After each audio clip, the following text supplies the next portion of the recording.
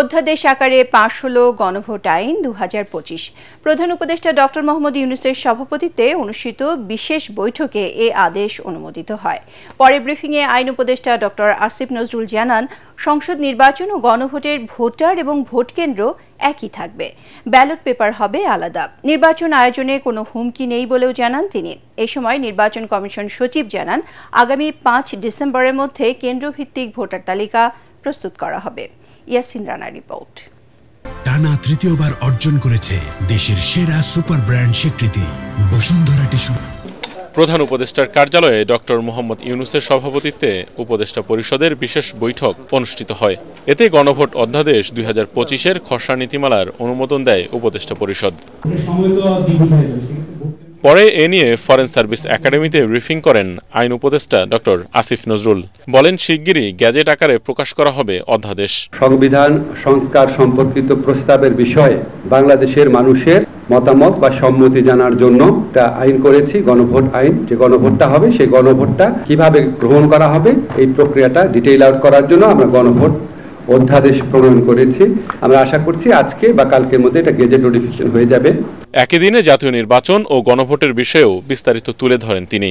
আগামী জাতীয় সংসদ নির্বাচনের জন্য যেসব ভোট কেন্দ্র নির্ধারণ করা হবে সেসব ভোট কেন্দ্রেই গণভোট অনুষ্ঠিত হবে। সংসদ নির্বাচনের জন্য প্রস্তুতকৃত ভোটার তালিকাই হবে গণভোটের ভোটার তালিকা। গণভোটের ব্যালট জাতীয় সংসদ নির্বাচনের ব্যালট থেকে পৃথক হবে। জাতীয় ঐকমত্য কমিশনের 30টি প্রস্তাবনা নির্বাচনে জয়ী দলগুলো বাস্তবায়নে বাধ্য থাকবে বলে জানান আইন উপদেষ্টা। জুলাই সনদ স্বাক্ষরকারী প্রতিটি দল তাদের সম্মতি জানিয়েছে এবং একই সাথে এনসিপি জুলাই সনদে তাদের স্বাক্ষর না থাকলেও তারা এই 30টি প্রস্তাবে তাদের সম্মতি জানিয়েছিল। আর 30টার ব্যাপারে ঐকমত্য যেটা সেটা বলেছি যে এটা ওনারা করতে বাধ্য থাকবেন। একই দিন জাতীয় নির্বাচন ও গণভোটের তফসিল ঘোষণা করা হবে জানিয়ে আসিফ নজরুল বলেন, নির্বাচন আয়োজনে কোনো হুমকি নেই। চ্যালেঞ্জ থাকেই, সেটা সবসময় আছে। কোনো অস্বাভাবিক কোনো চ্যালেঞ্জ বা অস্বাভাবিক কোনো থ্রেট ফিল করছি না।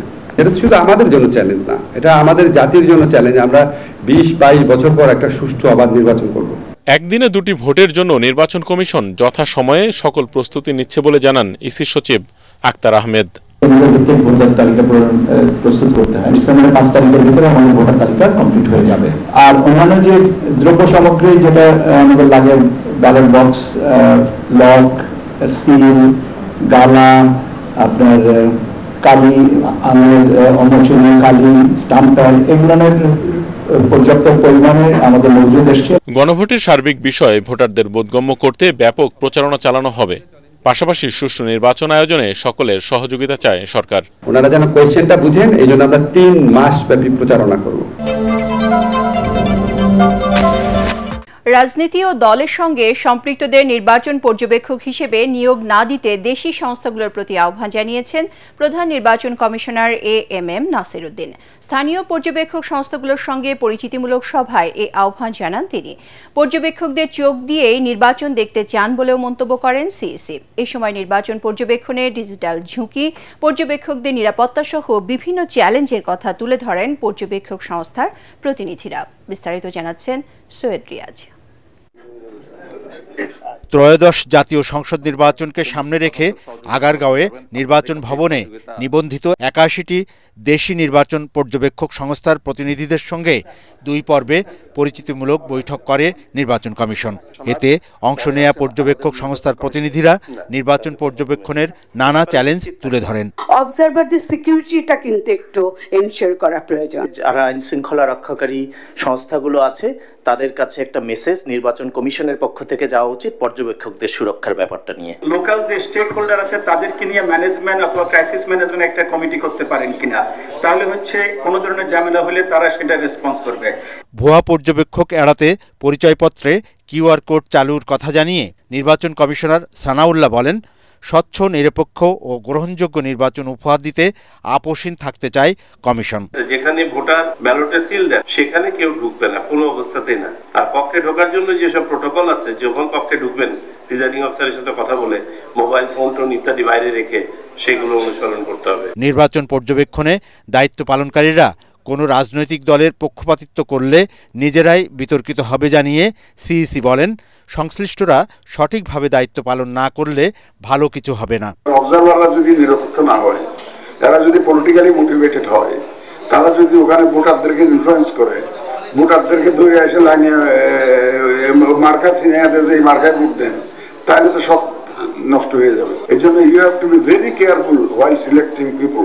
14 সেপ্টেম্বর 66টি দেশি পর্যবেক্ষক সংস্থাকে 5 বছরের জন্য নিবন্ধন দেয় ইসি। পরে 16টি সংস্থাকে নতুন করে নিবন্ধন দিতে প্রতিষ্ঠানটি দাবি আপত্তি চেয়ে গণবিজ্ঞপ্তি জারি করে। চূড়ান্ত পর্যায়ে আগের সংস্থাগুলোর সাথে নতুন করে 15টি যুক্ত হয়ে নির্বাচন পর্যবেক্ষক সংস্থার সংখ্যা বেড়ে দাঁড়ায় 81-তে। মঙ্গলবার 2 পর্বে সবগুলো সংস্থার প্রতিনিধিরা ইসির সাথে সংলাপে বসে।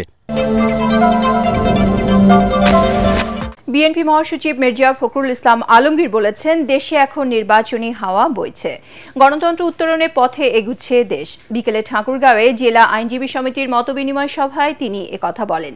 এদিকে চট্টগ্রামের কৃতি শিক্ষার্থীদের সংবর্ধনা অনুষ্ঠানে দলের স্থায়ী কমিটির সদস্য আমির খসরু মাহমুদ চৌধুরী বলেন, ক্ষমতায় গেলে 18 মাসের মধ্যে 1 কোটি মানুষের চাকরির ব্যবস্থা করবে বিএনপি।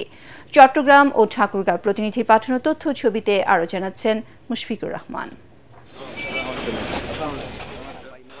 ঠাকুরগাঁয়ে জেলা আইনজীবী সমিতি আয়োজিত মতবিনিময় সভায় প্রধান অতিথি হিসেবে অংশ নেন বিএনপি মহাসচিব মির্জা ফখরুল ইসলাম আলমগীর। এ সময় তিনি বলেন, দেশে নির্বাচনী হাওয়া বইতে শুরু করেছে, কোনো রকম ঝামেলা ছাড়াই আগামী ফেব্রুয়ারির প্রথম দিকে নির্বাচন অনুষ্ঠিত হবে। বেশিরভাগ রাজনৈতিক দল তাদের ক্যান্ডিডেট ঘোষণা করেছে এবং দেশে নির্বাচনের একটা আবহাওয়া সৃষ্টি হয়ে গেছে। সুতরাং আমরা অত্যন্ত আশাবাদী যে কোনো রকম ঝামেলা ছাড়াই 26 ফেব্রুয়ারির প্রথম দিকে বা মধ্যবর্তী সময়ে নির্বাচন অনুষ্ঠিত হবে। এ সময় মির্জা ফখরুল বলেন, দেশের আইন শৃঙ্খলা পরিস্থিতি নির্বাচনের জন্য যথেষ্ট উপযোগী, নির্বাচন ব্যাহত হওয়ার মতো কোনো পরিস্থিতি নেই। আইন শৃঙ্খলা পরিস্থিতির বিষয়ে আমি মনে করি যে যথেষ্ট উপযোগী আছে, ভালো আছে, কারণ এখন আর এমন কোনো পরিস্থিতি নাই যেখানে আপনার নির্বাচন ব্যাহত হবে। এদিকে চট্টগ্রামে এসএসসি ও এইচএসসি পরীক্ষায় উত্তীর্ণ কৃতি শিক্ষার্থীদের সংবর্ধনা অনুষ্ঠানে বিএনপির স্থায়ী কমিটির সদস্য আমির খসরু মাহমুদ চৌধুরী বলেন, আগামীর বাংলাদেশ হবে মেধাবীদের নেতৃত্বের। বিএনপি ক্ষমতায় গেলে 18 মাসের মধ্যে 1 কোটি মানুষের চাকরির ব্যবস্থা করা হবে বলেও আশ্বাস দেন তিনি। আমি যতই মেধাবী ছাত্র ছাত্রী হই, যতই ভালো রেজাল্ট করি, কিন্তু যখন বৈষম্যের শিকার হয় তখন মানুষের মনে সে আকাঙ্ক্ষা আর থাকে না। বাংলাদেশের আজকের এই প্রেক্ষাপটে আমাদের একটা প্রত্যাশা জেগেছে, আমাদের একটা আকাঙ্ক্ষা জেগেছে। সারা দেশে স্কিল সেন্টার স্থাপনের পাশাপাশি সকলের জন্য বিনা খরচে প্রাথমিক স্বাস্থ্য সেবা নিশ্চিত করা হবে বলেও জানান আমির খসরু। জুলাই গণ আন্দোলনে কুষ্টিয়ায় 6 জনকে হত্যার ঘটনায় মানবতা বিরোধী অপরাধের মামলায় আওয়ামী লীগের যুগ্ম সাধারণ সম্পাদক মাহবুবুল আলম হানিফ সহ 4 জনের বিরুদ্ধে সূচনা বক্তব্য শেষ করেছে প্রসিকিউশন। সাক্ষ্য গ্রহণ শুরুর জন্য 8 ডিসেম্বর দিন ঠিক করেছে ট্রাইব্যুনাল 2। এই মামলার মোট সাক্ষী 38 জন। হানিফ ছাড়া অপর 3 আসামি হলেন কুষ্টিয়া জেলা আওয়ামী লীগের সভাপতি সদর উদ্দিন খান, সাধারণ সম্পাদক আসগর আলী ও শহর আওয়ামী লীগের সাধারণ সম্পাদক আতাউর রহমান আতা। 4 জনই বর্তমানে পলাতক। বিচারপতি নজরুল ইসলাম চৌধুরীর নেতৃত্বাধীন 3 সদস্যের ট্রাইব্যুনালে সূচনা বক্তব্য রাখেন প্রসিকিউটর মিজানুল ইসলাম। শেখ হাসিনা কোনো আদেশ দেন নাই এবং শেখ হাসিনার আদেশ সংক্রান্ত যে বক্তব্যগুলো দেওয়া হচ্ছে, বাবু সাইদের কিলিং সংক্রান্ত যে বক্তব্য, সেগুলো এআই জেনারেটেড, এটাই ওনাদের মূল বক্তব্য ছিল। এর সাথেও আরেকটা বক্তব্য ছিল, বাংলাদেশে যে এক্সপার্ট ওপিনিয়ন দেওয়া হয়েছে, এই ওপিনিয়নগুলো যেহেতু পরবর্তী সরকার, শেখ হাসিনা সরকারের পরবর্তী সরকার, কাজে এই সরকারের কর্মকর্তা হয়তো রিপোর্টটা নিরপেক্ষ দেন নাই, তৃতীয় পক্ষ দ্বারা পরীক্ষা করা দরকার ছিল। এ ব্যাপারে আমরা জবাবও দিয়েছি, সাক্ষ্য প্রমাণও দিয়েছি। সেটা হচ্ছে, এটা British BBC, British broadcasting corporation, এই অর্ডারগুলা, এই ভয়েসটা তার নিরপেক্ষ একটা প্রতিষ্ঠান ইয়ার শর্ট দ্বারা পরীক্ষা করিয়েছেন এবং তার ডকুমেন্টও আমরা ট্রাইব্যুনালে দাখিল করেছিলাম। বাংলাদেশে প্রায় 6,20,00,000 মানুষ দারিদ্র্যসীমার নিচে চলে যাওয়ায় ঝুঁকিতে আছে বলে প্রতিবেদন প্রকাশ করেছে বিশ্বব্যাংক। রাজধানী গুলশানে এক অভিজাত হোটেলে প্রতিবেদন প্রকাশ অনুষ্ঠানে জানানো হয়, ধারাবাহিক মূল্যস্ফীতির কারণে জিনিসপত্রের দাম বেড়ে যাওয়ায় 2025 সালে দেশে দারিদ্র্যের হার 18.7% থেকে বেড়ে 21.2% হওয়ার শঙ্কা রয়েছে। প্রতিবেদনে আরও বলা হয়, 2010 থেকে 2022 সালের মধ্যে দারিদ্র্য হার 31.1% থেকে 18.7% নেমেছে। একই সময় অতি দারিদ্র্য 12.2% থেকে কমে হয়েছে 5.6%। 2023 থেকে 2024 সালে 20 লাখ মানুষ কাজ হারিয়েছে। চলতি বছর আরও 8 লাখ মানুষ বেকার হবে বলেও আশঙ্কা করছে বিশ্বব্যাংক। সংস্থাটির প্রতিবেদন বলছে, এই মুহূর্তে দেশে 2,10,00,000 মানুষ দারিদ্র্যসীমার নিচে বাস করছে।